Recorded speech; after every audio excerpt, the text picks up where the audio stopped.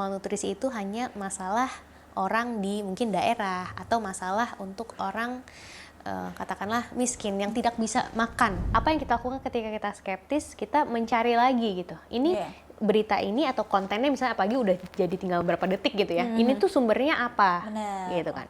Sumbernya itu terpercaya atau enggak. Aku bisa jamin orang yang menyepelekan pekerjaan kecil, ketika dia ada pekerjaan besar, terus dia baru mau melakukan yang terbaik, dia pun nggak tahu gimana caranya, karena dia nggak terbiasa melakukan yang terbaik.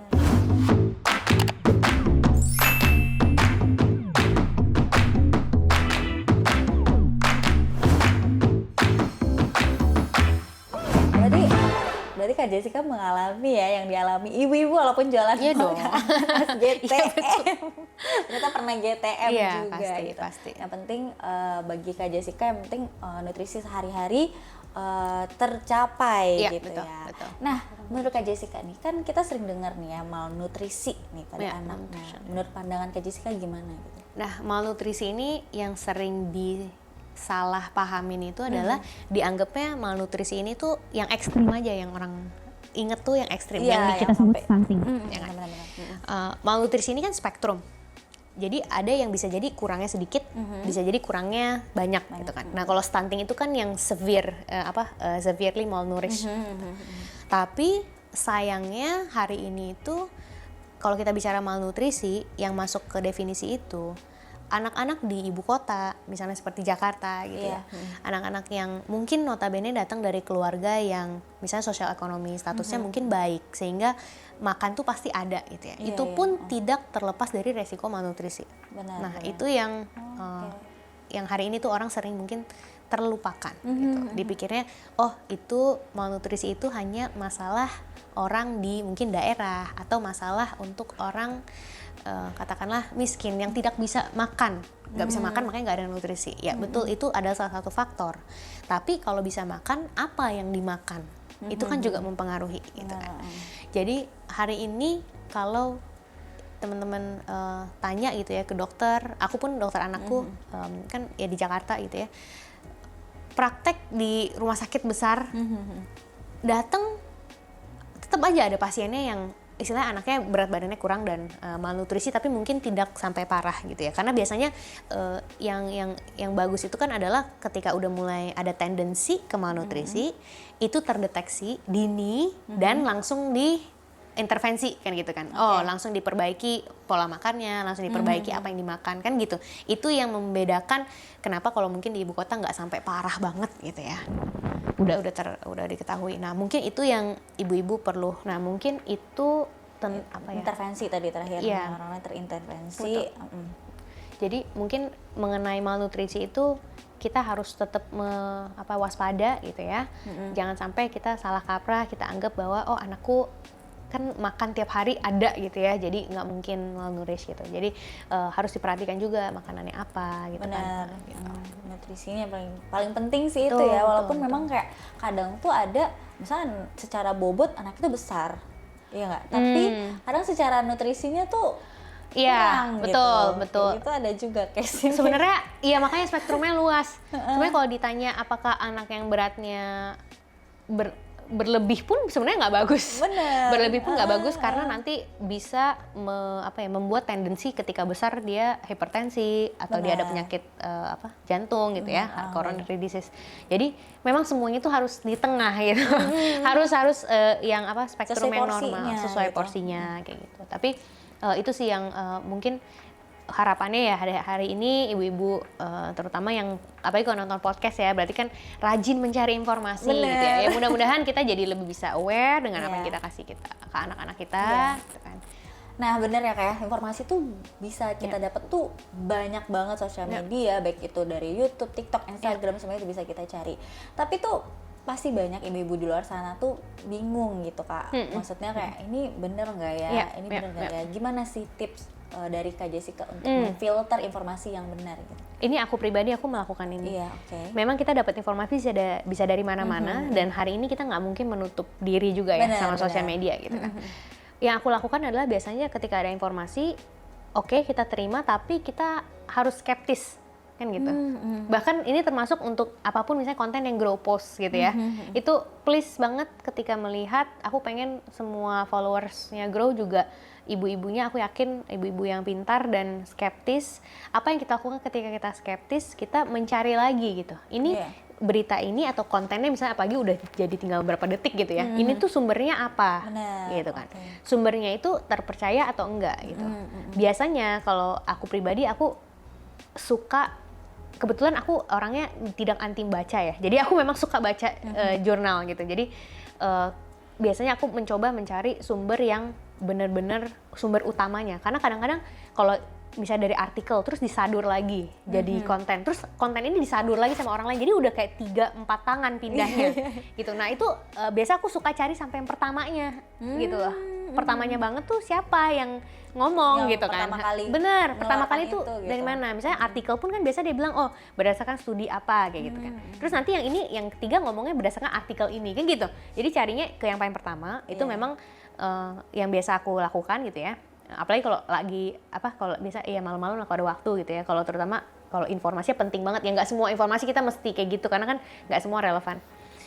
Itu sama yang satu lagi yang selalu aku lakukan, kalau memang itu sesuatu yang setelah kita baca kita merasa oh pengen deh cobain ke anakku misalnya gitu ya, apapun misalnya itu tips kah atau disuruh konsumsi ini bisa bikin apa gitu. Nah kayak gitu kan sering banget. Iya benar-benar. Nah itu cari tahu sampai akarnya dulu, dan kalau memang udah dibaca terus menurut aku oh iya bener nih kayaknya masuk akal deh, coba pengen coba, aku biasa tanya dokter. Tanya dokter anak gitu kan. Pasti apalagi kalau masih anaknya masih kecil kan, kita sering vaksin, sering kumpul gitu ya, sering ketemu gitu ya, konsul. Itu pasti aku tanya, dok kemarin aku baca gini gitu, perlu nggak dok? Kayak gitu, aku tanya kayak gitu biasanya gitu. Nah nanti kan dokter bisa ngomong, ya ini oke, boleh dicoba gitu kan. Misalnya, oh mungkin kadang-kadang banyak hal yang namanya ibu-ibu ya, kita pengen memberikan yang terbaik, plus lah pokoknya intinya suplemen ini. Ya aku tanya ini perlu nggak dok gitu. Nah biasanya kan dokter akan kasih tahu, ya sebenarnya ya baik aja, bagus buat nambah gitu kan. Tapi ini seberapa perlunya. Jadi kan kita dengar tuh nggak dari satu sumber. Kayak gitu. Itu sih biasanya aku tanya gitu. Kalau yang hari ini apalagi enak ya, kalau memang urgent banget, apalagi soal anak sakit misalnya bingung gitu ya, jangan cuma baca kayak pertolongan pertama apa, itu juga kadang-kadang udah disadur-sadur, kita tinggal telemedicine kan bisa kayak gitu ya. Jadi aku gampang benar. Nah enaknya ya kayak gitu, kita bisa konfirmasi gitu. Nah dari banyak varian ya Kak, dari Grow ini ada nggak sih yang menjadi favorit Kak Jessica, dan kenapa varian ini tuh favorit? Aku pribadi ya. Yep. Kalau aku pribadi, aku sering banget makan abon. Jadi aku memang pecinta abon. Ini kayaknya yang ini ya. Ini abon nih, abon kesukaanku. Makannya bisa pakai nasi, bisa pakai roti gitu. Aku sih sering makan pakai roti biasa pagi kalau sarapan, atau malam-malam kalau lapar. Daripada yang maksudnya nggak sehat gitu ya, kita langsung bikin pakai roti. Kenapa aku suka? Jadi memang sebelum Grow bikin abon pun aku orang yang pecinta abon gitu. Cuman salah satu yang membedakan abon kita dengan abon mungkin dewasa atau abon umum gitu ya, itu satu dari tekstur. Kan dari tekstur itu biasanya mungkin kalau Mbak Ica suka abon atau pernah makan abon, itu biasa sering banget kayak dia menggumpal. Jadi banyak yang menggumpal dan mengeras gitu. Benar. Yang kita punya hari ini tuh memang secara tekstur kita pastikan tuh soft sehingga tidak ada gumpalan. Karena kan kalau untuk anak kan nanti mungkin dia nggak enak gitu ya, atau bisa takut tersedak. Itu satu. Sama kedua memang kebanyakan kalau abon apalagi untuk yang dewasa itu asin dan manisnya tuh kenceng banget. Jadi asin banget atau manis banget kayak gitu. Dan memang itu maksudnya memang seperti itu profilnya pada umumnya ya. Nah untuk yang kita di sini karena memang diperuntukkan untuk anak-anak, ini kan udah untuk usia 1 tahun ke atas, jadi sudah pakai gula garam. Tapi memang bisa terasa banget ketika dimakan tuh tidak lebih pas gitu, jadi tidak berlebihan asinnya gitu. Nah itu yang jadi bikin aku selalu nyetok yang sapi. Aku sukanya yang sapi. Fun fact-nya ya, bisa untuk dewasa ya? Oh iya bisa. Aku sering makan juga. Jadi aku sharing sama anakku yang udah besar yang 5 tahun. Kalau yang anaknya Kak Jessica nih, yang pertama sama yang kedua itu sukanya yang mana? Oh, dia masih kan makan yang bubur, Ya. makan buburnya grow. Tapi kalau buat snack dia paling suka puff. Nah, puff. Jadi kita ada dua kalau snack, ada yang bentuknya crispy rice cake sama puff. Nah ini kalau dilihat dari bentuknya, jadi dia tuh kayak kepingan. Nah, kepingan kurang lebih ukurannya segini, gitu. Yang bentuknya kepingan itu memang kita desain untuk anak belajar menggenggam. Oke. Jadi secara bentuk, jadi ini fun fact sekalian nih, sekalian jualan boleh. jadi. Gak apa-apa. Jadi produk bukan cuma rasa, sebenarnya banyak sekali science that goes behind the design of the product, even the shape. Jadi bentuk yang besar itu kan menggunakan skill menggenggam. Biasa anak kalau baru kayak 6 bulan atau baru-baru belajar makan tuh biasanya genggam. Nah, nanti kalau dia udah mulai kayak 8-9 bulan, dia harus belajar ini, mencapit kan. Ini lebih susah. Gini lebih gampang, ini lebih susah. Nah, kalau yang kecil nanti dia belajar pakai ini. Pakai puff, ini kecil, ini sesuai ukuran. Ya, ini sesuai ukuran puff. Iya, jadi satu besar buat anak yang masih kayak gini, satu yang kecil buat gini. Karena kalau yang genggam kan abis nggak bisa masukin mulut kayak gitu. Gitu. Nah, jadi bentuk makanan tuh juga kita research. Oh, anak tuh mesti belajar gini, habis itu belajar step berikutnya belajar gini. Ya benar kan, kalau anak-anak bayi itu kan kita taruh makanan di depan dia langsung ngambil terus digenggam. Benar. Jadi, nah anakku yang karena sekarang udah 14 bulan sih, jadi dia udah bisa, maksudnya udah bisa dua-duanya gitu. Tapi ya jadi snack pertama yang aku kasih ya pasti punya grow. Gitu ya, sekarang dia suka banget puff gitu. Bisa minta gini kalau lihat. Nah, Kak Jessica, sebagai seorang business owner atau mompreneur, ada nggak sih moto yang selalu Kak Jessica pakai? Oke. Kalau prinsip aku itu, kita harus selalu memberikan yang terbaik dalam hal kecil maupun hal besar. Oke, kayak gimana tuh Kak? Jadi kita nggak bisa cuman all out ketika untuk hal-hal yang besar aja. Jadi misalnya hari ini kita punya produk baru satu, misalnya ketika dulu grow produk baru satu, customer setiap hari mungkin cuman kita ngirim dulu di awal-awal nggak nyampe 20 paket gitu ya setiap hari. Pada saat customernya 20, kita kasih yang terbaik juga ke 20 orang ini. Kalau hari ini kita tiap hari mungkin dipakai oleh ribuan ibu, ya kita lakukan yang terbaik buat ribuan. Jadi kita nggak bisa bilang ketika masih kecil itu kayak ya udahlah seadanya aja kayak gitu. Ini kan hal kecil gitu, kayak nggak usah effort banget gitu. Udah menyepelekan gitu. Betul, ya, menyepelekan.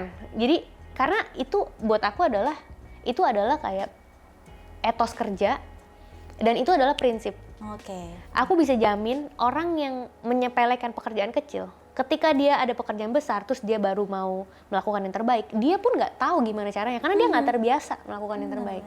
Jadi itu cara aku juga gimana memilih tim. Dan di company Grow ini kan kita banyak sekali teman-teman yang join dari hari pertama. Waktu itu mungkin masih baru lulus kuliah, baru fresh grade gitu ya, atau mungkin ya dari misalnya pindah dari tempat lain, tapi sebelumnya masih masih kayak staff posisinya. Terus hari ini dia bisa jadi manajer, nge-lead tim. Itu karena aku ngelihat pada saat dia tanggung jawabnya masih kecil, itu dia selalu memberikan yang terbaik.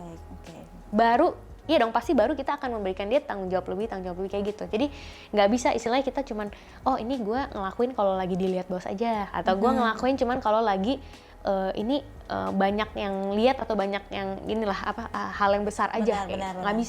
Nggak bisa kayak gitu. Karena kita menilai itu dari hal kecil gitu. Iya, nggak bisa. Hal kecil tuh nggak boleh disepelekan, malah hal kecil itu bisa menjadi besar nantinya. Hal kecil gitu atau apa yang kita lakukan pas orang nggak ada. Karena nggak bisa kalau kayak kita mau pakai dua muka istilahnya gitu, kayak pas kalau nggak ada yang lihat gue kayak gini, kalau ada yang lihat gue kayak gini, nggak bisa. Itu pasti nanti suatu hari akan keceplosan istilahnya gitu kan, nggak bisa. Jadi mesti hal kecil mesti tetap jujur, mesti tetap benar-benar all out. Ya hal besar juga pasti nantinya akan kayak gitu. Benar-benar. Salah satu moto yang bisa walaupun bukan bisnis juga sehari-hari juga oke banget sih Kak gitu. Nah, actually itu tuh aku pegangan aku itu sebenarnya itu dari Alkitab. Itu dari Alkitab. Ada ayatnya bilang setia kepada perkara kecil dan perkara besar. Nah, itu maksudnya ya kita melakukan yang terbaik di hal kecil, hal besar kayak gitu kan. Jadi akhirnya bukan cuma dalam hidup ya dalam hal-hal lain, tapi dalam pekerjaan terutama itu yang jadi pegangan sih. Oke. Nah, Kak Jessi kan ini ya, jadi seorang business owner iya, jadi seorang ibu iya gitu, dan ya punya perusahaan juga ya sebenarnya, punya tim. Gimana cara Kak Jessica untuk menyeimbangkan gitu antara dua profesi ini? Memang gedein anak itu nggak bisa dilakukan sendiri ya. Jadi kalau aku hari ini bisa ada kesempatan untuk bikin Grow, itu karena aku punya support system yang luar biasa di rumah. Ya suamiku juga support sekali, orang tua, mertua itu juga support banget. Jadi istilahnya kalau dulu aku masih ngantor, anakku tuh aku titip tukeran, ganjil genap. Tanggal ganjil rumah mama, tanggal genap rumah mertua gitu, karena kebetulan tinggalnya kurang lebih setengah jam doang jaraknya. Deket ya berarti. Iya gitu, jadi ya aku beruntung juga gitu. Istilahnya banyak kan aku tahu yang mungkin setelah menikah punya anak ada tuntutan dari keluarga untuk ngurus anak aja di rumah kayak gitu. Iya, dianggapnya maksudnya hanya ibu yang bertanggung jawab atas pekerjaan itu. Nah tapi aku ya beruntung sekali sih, aku punya ibu, mama mertua, suami juga. Maksudnya ya kalau kamu bisa berkarya ya silakan gitu, karena ya ini tanggung jawab bersama kok kayak gitu. Jadi itu sih yang mungkin itu yang aku privilege ya. Aku berharap mudah-mudahan semakin banyak ibu mendapatkan kesempatan yang sama. Iya, sama kayak Kak.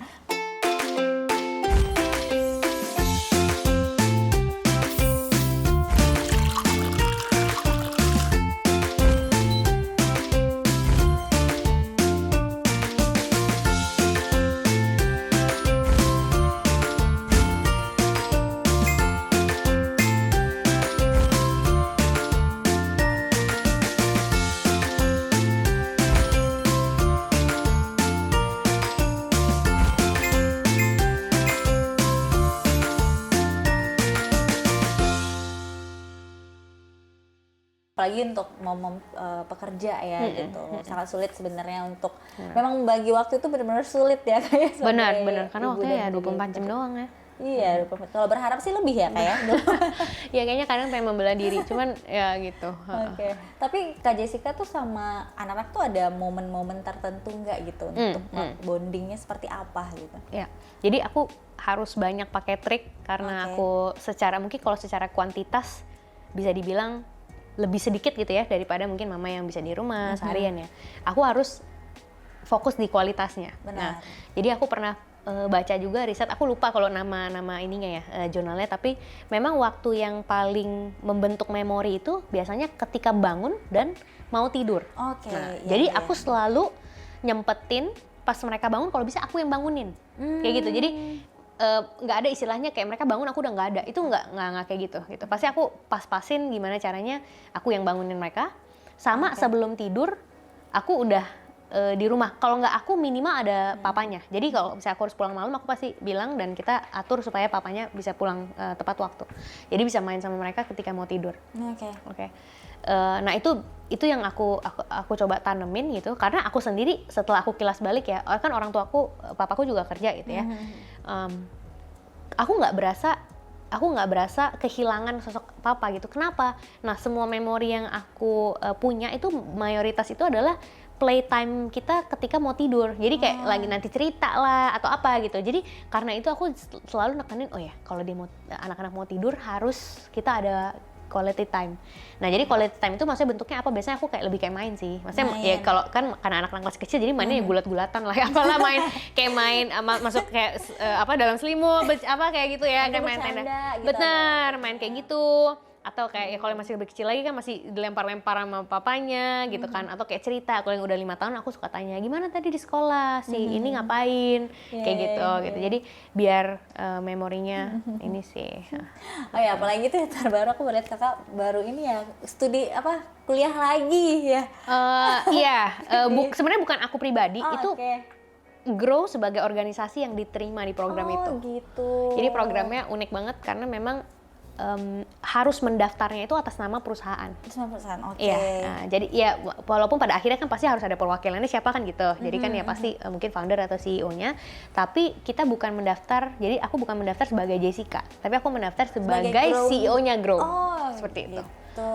Oke. Itu kalau boleh tahu jurusan apa Kak di Stanford Seed namanya. Program itu dari Stanford Seed, Graduate Business School.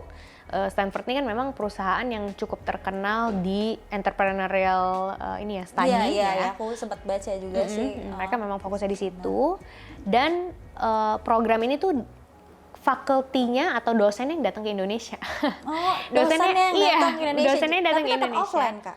Ada kombinasi, jadi ada offline online. Oke. Jadi mereka datang ke Indonesia, ada sesi-sesinya.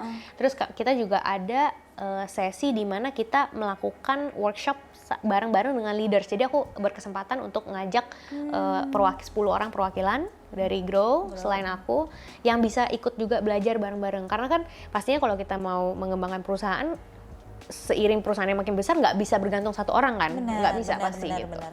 Jadi itu cukup menarik sih. Kita lagi sekolah bersama. Dulu sekolah kembali. Ya. Oke. Kak Jessica, what's next for you and Grow?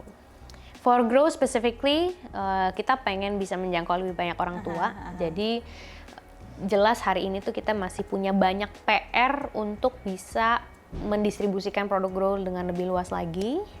Salah satunya kita sedang diskusi pengen kerjasama dengan Paninti kan untuk bisa melakukan distribusi ya di area Jawa Barat. Mudah-mudahan nanti lancar, tapi kita nggak bisa, pastinya dengan mimpi yang besar dan visi yang besar kita nggak mungkin bergerak sendiri kan. Jadi kita harus kerjasama juga dengan memang teman-teman yang mau passionate lah ya untuk mendistribusikan produk yang berkualitas, bisa menjangkau lebih banyak orang.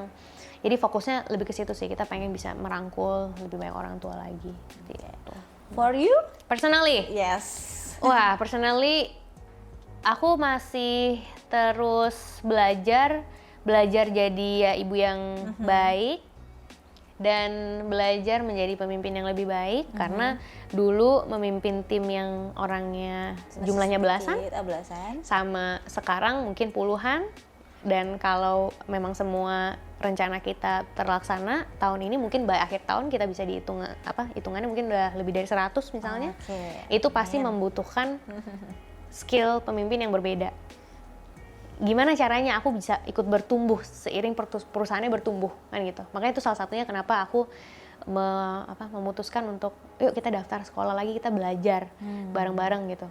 Sebagai suatu organisasi kita belajar gimana ya caranya kita bisa tetap jadi organisasi yang kalau hari ini semua orangnya benar-benar passion terhadap impact-nya, gimana caranya nanti kalau jadi 100 orang, jadi 1000 orang semuanya bisa punya nilai yang sama tuh gimana caranya kayak gitu.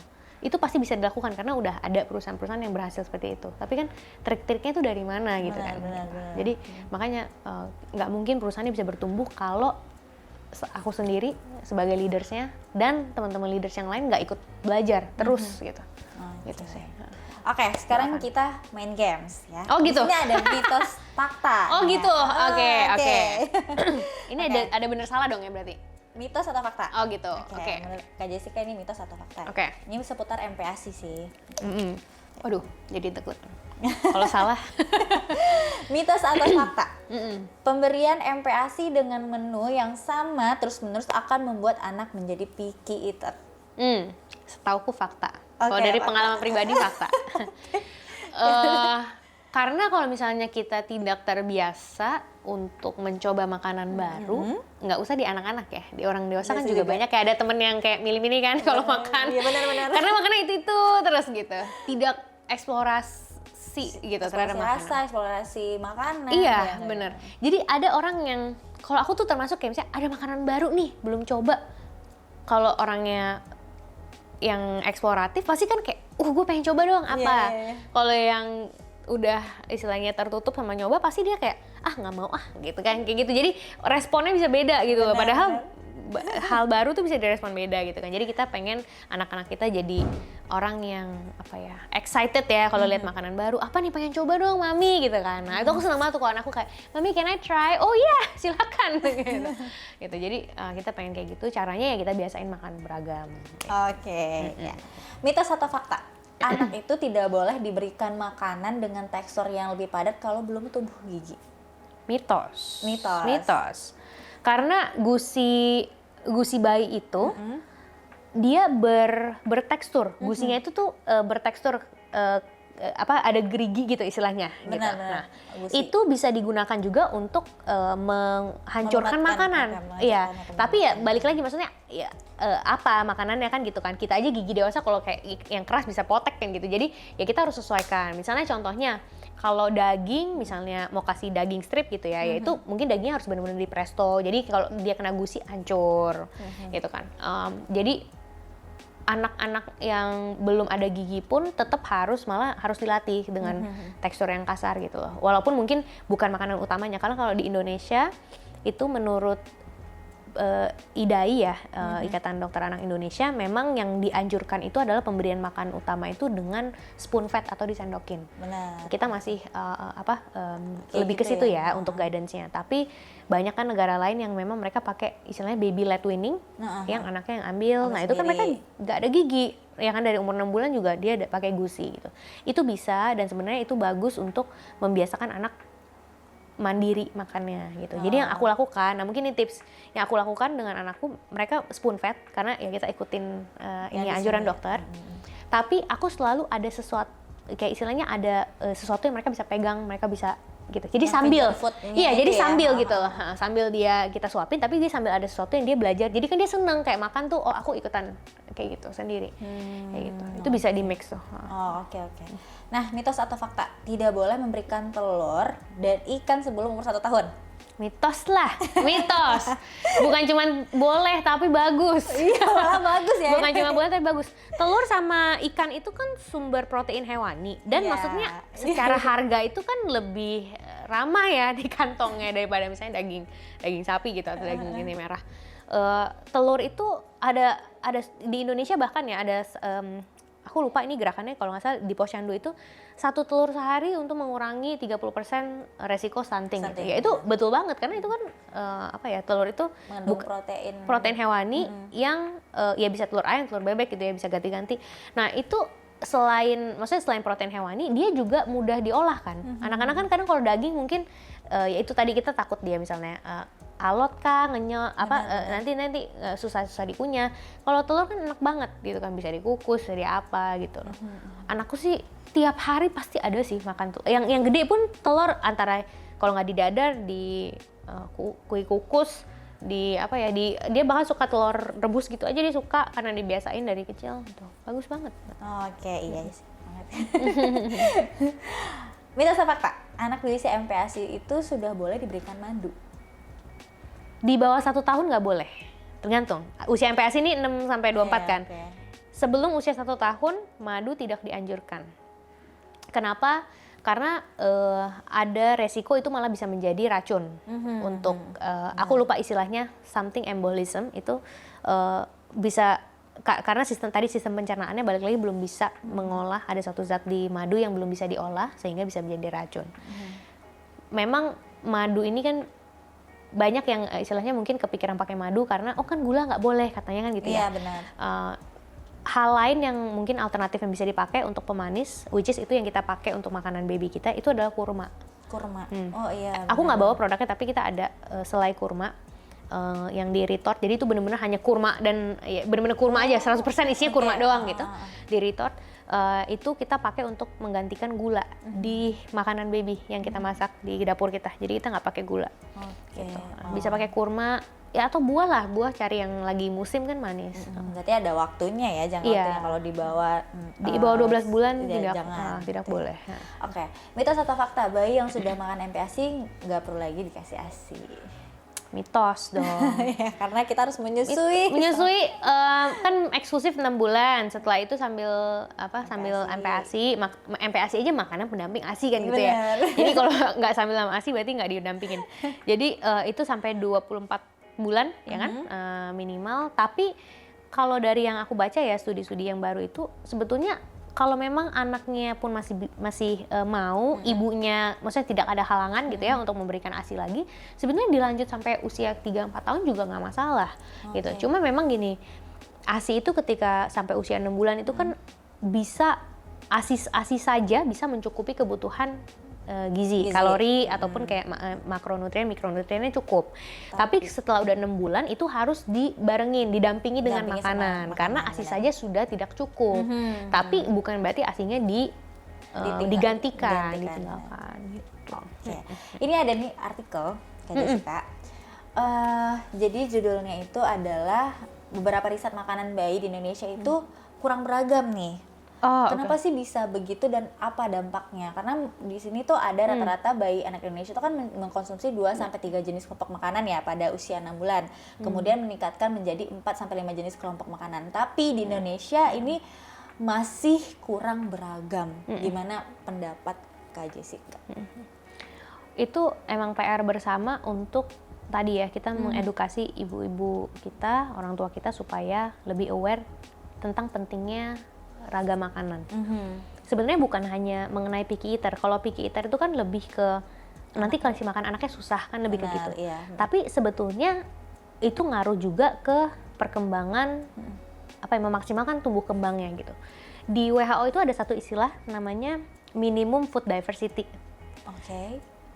Itu adalah minimal variasi makanan yang harus dikenalkan. Aku lupa exactly-nya harus ada berapa jumlah yang dianjurkan ya. Maksudnya kayaknya ada 20 berapa bahan baku gitu minimal yang harus diperkenalkan sebelum usia berapa kayak gitu. Iya. Nah, tapi itu esensinya itu apa?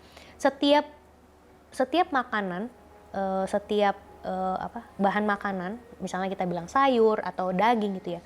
Setiap jenis tumbuhan itu kan dia punya mikroorganisme sendiri, bener nggak? Kayak misalnya antara kentang sama wortel ya, kentang sama wortel kan sama-sama umbi, itu pun beda kan gitu. Isinya mikronutriennya beda. Makanya kenapa ketika tubuh itu diekspos terhadap banyak jenis makanan, itu akan membuat mikroorganisme di tubuh kita tuh lebih lengkap. Jadi kayak kalau bayangin kita kayak hutan, itu jenis yang tumbuh di dalamnya tuh banyak. Karena banyak dikasih makan yang macam-macam. Nah, itu fungsinya apa? Tubuh yang kayak hutannya lebih lengkap, itu tuh bisa membuat fungsi perlindungan yang lebih kuat, imunitas lebih bagus secara jangka panjang. Tapi memang ini tuh sifatnya ini bukan kayak obat, maksudnya oh hari ini kamu makan 5 jenis, besok kamu langsung jadi lebih kuat, bukan gitu. Makanya masalahnya dengan nutrisi dan makanan itu adalah itu kayak benar-benar memupuk.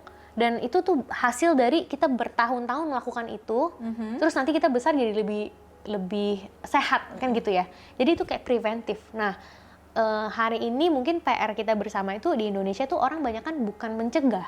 Nanti kalau udah kenapa-napa baru diapain kayak gitu. Makanya kenapa misalnya kalau ngomongin nggak usah jauh-jauh makanan, vaksin. Misalnya gimana menggalakkan vaksin, itu aja masih susah kan gitu kan. Karena anggapannya kok orang sehat malah dikasih bikin sakit kan gitu.